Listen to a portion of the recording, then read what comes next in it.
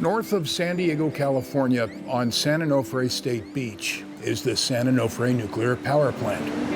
That also happens to be a popular surfing spot for old men, known as Old Man's Point. Shake it up, baby, twist and shout. You know what it's all about. Some of them coming here since the nuclear plant first went up in 1968, providing electricity for 20% of Southern California, or about 5 million customers. The plant's location here said to be ideal because it could suck in cold Pacific Ocean water to cool both of its enormous nuclear reactors, and then flush mildly radioactive water back out into the ocean a mile offshore. Surfers here never giving much thought if radiation levels might harm them. Surfers like Matt Hamilton, who surfed here his whole life, says at least he hasn't noticed any effects from radiation.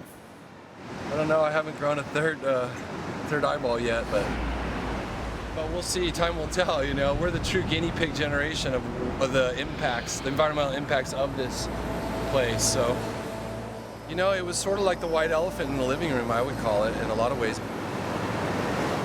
Well, it's like such a beautiful place. It's like the Waikiki of the West Coast, but always in your peripheral you have that, you know, kind of looming.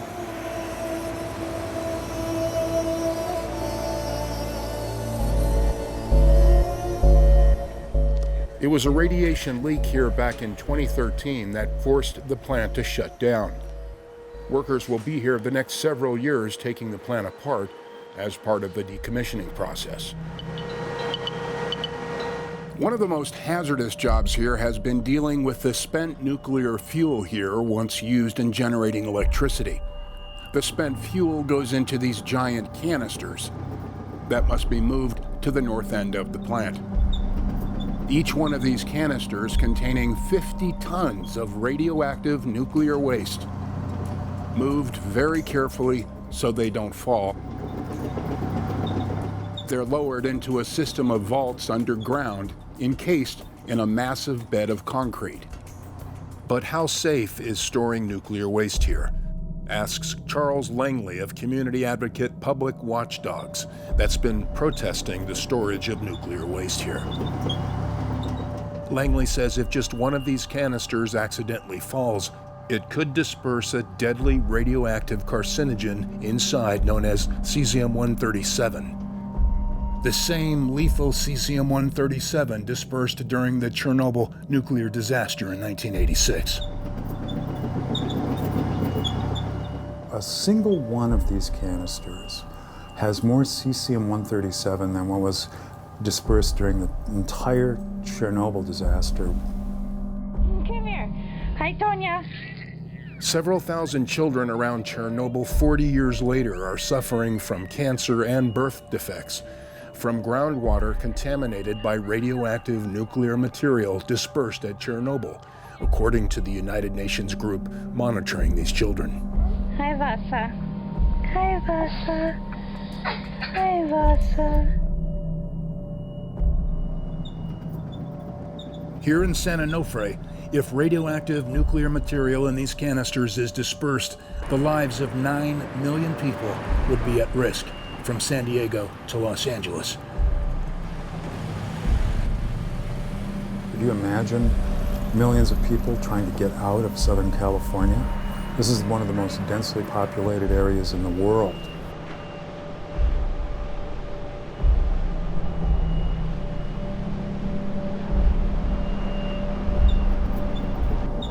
Community activists say it's not just one canister, one potential Chernobyl disaster going into the ground here.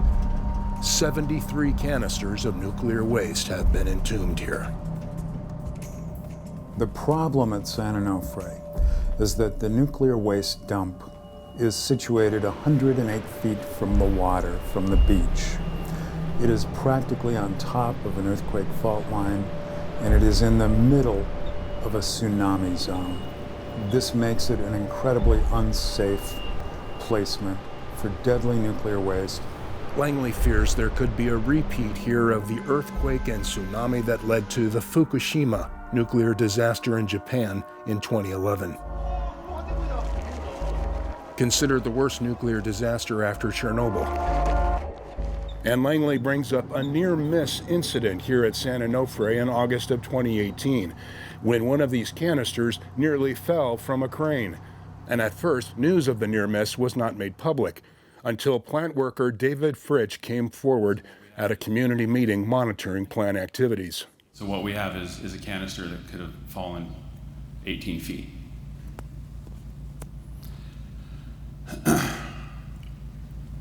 It's a bad day. That happened. And you haven't heard about it. That's not right. Public safety should be first. And I've been around nuclear for many years. It's not. Behind that gate, it's not. The nuclear plant for the near miss was fined $100,000 by the U.S. government's Nuclear Regulatory Commission, or the NRC. The owner of the plant, utility company Southern California Edison, has acknowledged the significance of a canister full of spent nuclear fuel nearly falling 18 feet to the bottom of a vault. Radioactive nuclear fuel nearly falling from a crane like this one, says spokesperson Ron Pontus. It had the potential, or would have fallen as much as 18 feet to the bottom of the vault. The fuel inside the canister would have been damaged, okay? So it was a very significant event. Pontus says since then, safety protocols here have been enhanced, that training of workers has improved, and new technology allows them to lower cameras into storage vaults to monitor canisters for cracks. We put a very sophisticated camera system down into that annular space between the vault and the canister, and we were able to detect any small flaws on the canister. The storing of nuclear waste isn't just happening here at San Onofre. It's happening at 95 other nuclear plants in 29 U.S. states. Because there's nowhere else to put it. Because the U.S. government has yet to approve a national repository where nuclear waste can be stored. One initial location was inside Yucca Mountain in the U.S. state of Nevada. That plan scrapped in 1998 after public outcry and a series of legal challenges over how the nuclear waste would be transported here to Yucca Mountain. So the U.S. government today says until it can find alternative sites to store the nation's nuclear waste, it'll need to be lowered into dry storage at respective nuclear plants across the country, like here at San Onofre.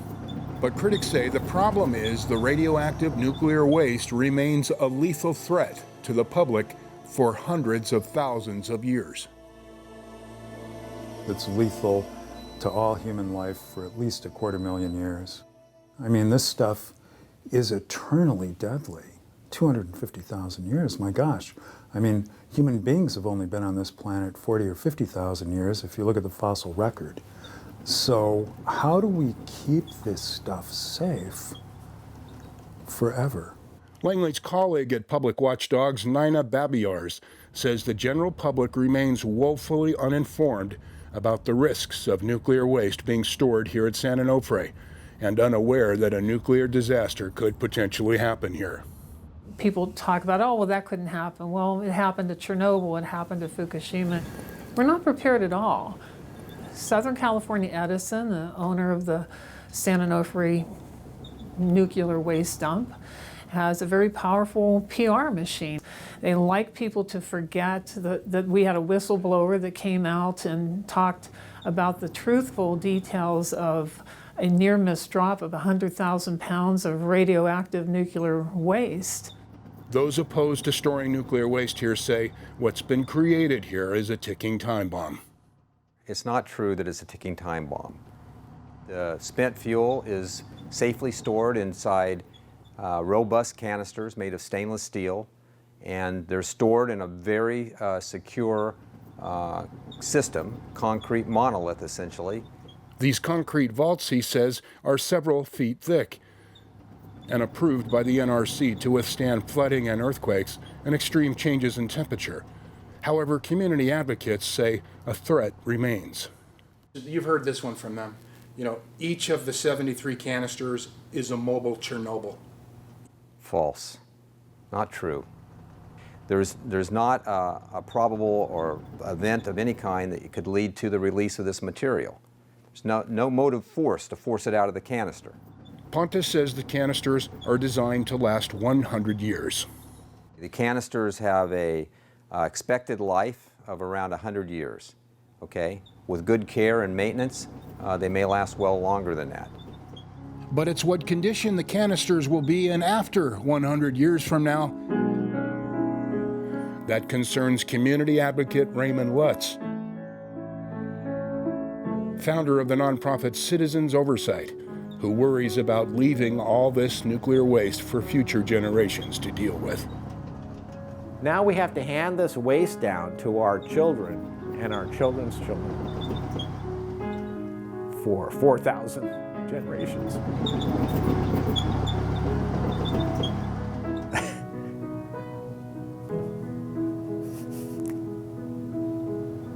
so it doesn't go away.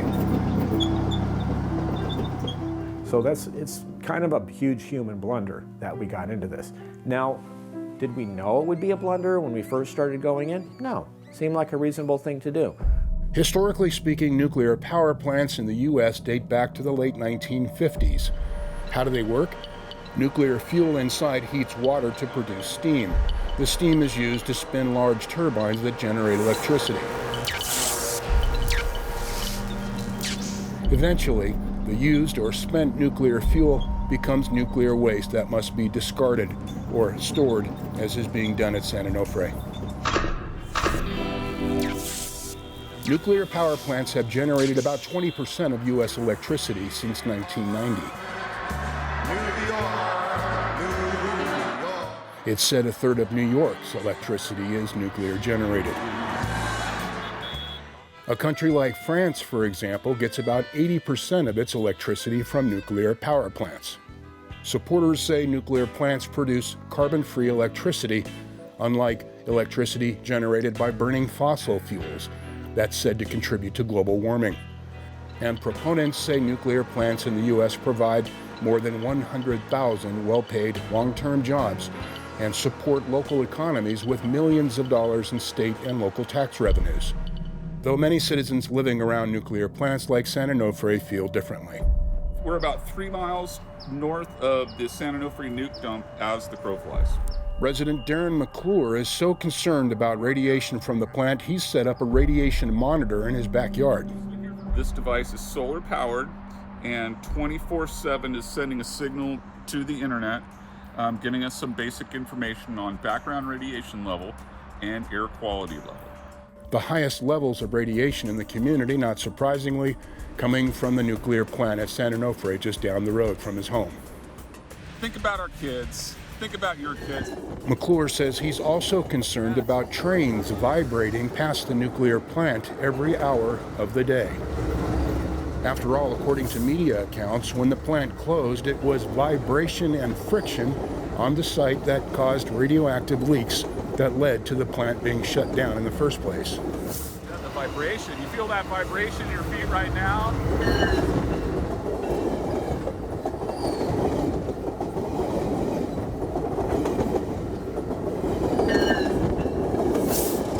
The train's going by. No, you won't feel it anywhere. I mean, we were standing on a concrete monolith. You're not going to feel anything. And what about corrosion seen around the plant caused by the ocean air? Ron Pontus says corrosion will not impact canisters again because they're made of stainless steel. This type of corrosion can happen to those. Public watchdog's Nina Babiars says storing nuclear waste may be more dangerous than is being reported because she says the owner of the plant, Southern California Edison, failed to have a professional risk assessment done before it began moving the nuclear waste underground. The question you need to ask Edison is why there was never a professional risk assessment done of burying this nuclear waste. They're saying there was never a professional risk assessment done. That's not true. Okay. So the Nuclear Regulatory Commission has carried out assessments. We have followed the regulatory process to approve the construction and licensing of the facilities that are here at this station. Citizens Oversight founder Raymond Lutz has suggested the nuclear waste at San Onofre be moved a few miles inland onto the U.S. Marine Corps Base Camp Pendleton, rather than moving it by train to some other part of the country that he says would be too dangerous. Can you imagine doing that? Putting this on railroad tracks, running them through communities. Terrorist. I mean, this is a a thing where it's a magnet for somebody to set off a bomb on one of these trains that are going all over. This is the problem with nuclear, is that it's really too dangerous for humans to be dealing with. Basically, it comes down to the point that we are not good enough to not make mistakes. So if you know that, you should not be working with stuff that requires that no mistakes are made. This is lethal stuff, and something, you know, that people should be aware of. It's not like our fires here in California.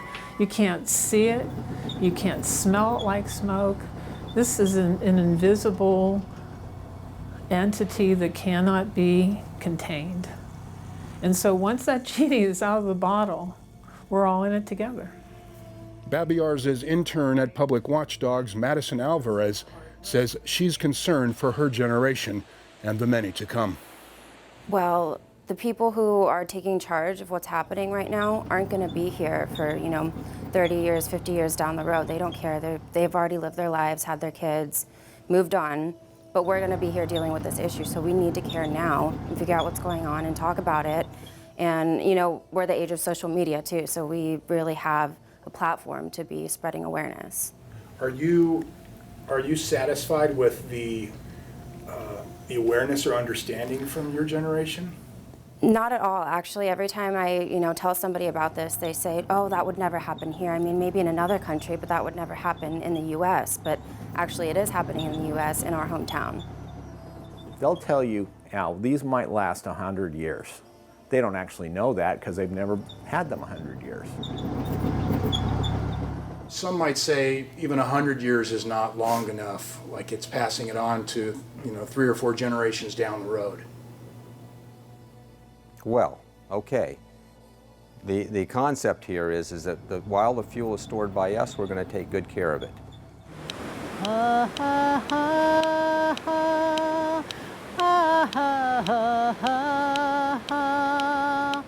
Taking good care of this beach long before white settlers and this plant arrived here, dating back 10,000 years, were Native American members of the Ahishiman Nation, whose traditions, like honoring the ocean, are still practiced by members today. To give honor to the ocean, to the grandmother.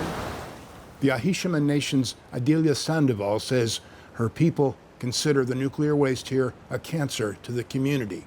Not to mention, she says, the insult of the plant being built on what she says was an Ahishiman gravesite for her ancestors. The remains of at least one ancestor, she says, was found here during construction in the 1960s. The remains of this ancestor were telling us that something was going on and that something was wrong. It's like having a tumor on your body and it's just there and there's nothing you can do about it. You've tried to do something about it, but you can't because no one has been listening about it. Ron Pontus says at the end of the day, plant officials respect the public's concern about long-term storage of nuclear waste, and that the safe storage of nuclear waste here, he says, is paramount. We're very committed to the safety. Safety is our core value. It's our core value here and in the plants throughout this country.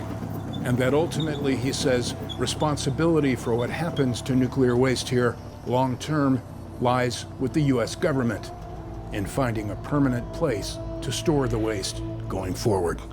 There is a recognized problem, but it has to be solved by our government. Government should act to take care of this problem.